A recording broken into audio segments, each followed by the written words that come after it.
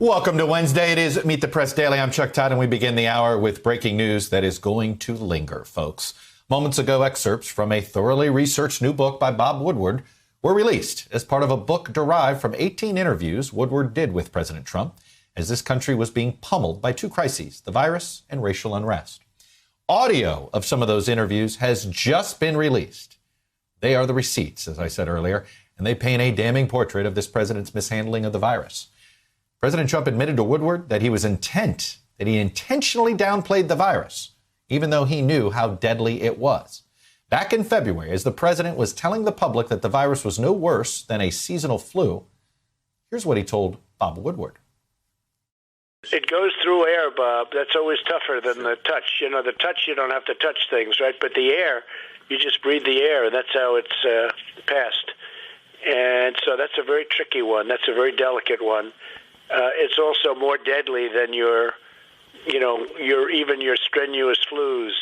You know, people don't realize we lose 25,000, 30,000 people a year here. Who would ever think that, right? I know. It's it's pretty amazing. And then I say, well, is that the same thing? This is more deadly. This is 5% versus 1%.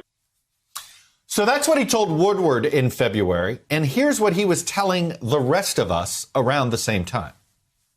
You know, in many cases, when you catch this, it's very light. You don't even know there's a problem. Sometimes they just get the sniffles. Sometimes they just get something where they're not feeling quite right. And sometimes they feel really bad. But that's a little bit like the flu. It's a little like the regular flu that we have flu shots for. And we'll essentially have a flu shot for this in a fairly quick manner. According to Woodward's book, the president was warned by his national security advisor and others that this was a deadly airborne virus, something the president seemed to confirm to Woodward himself, as you heard in that earlier audio. Ultimately, though, the president did, for a time, sound the alarm in public. But in his interviews with Woodward, President Trump admitted back in March that despite everything he knew, he remained intent on downplaying the threat. Take a listen.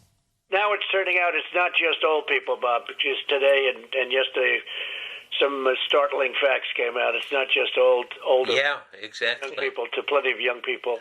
So what's going on give me a moment of talking to somebody, going through this with Fauci or somebody who kind of it caused a pivot in your mind, because it's clear just from what's on the public record that you went through a pivot on this to, oh my God, the gravity is almost inexplicable and unexplainable. Well, I think, Bob, really, to be honest with you, sure, I want you to. I wanted to always play it down. I still like playing it down. Yes, because I don't want to create a panic. This is one of the most revealing portraits of the president's response to the COVID crisis, which has now killed nearly 200,000 people in the United States.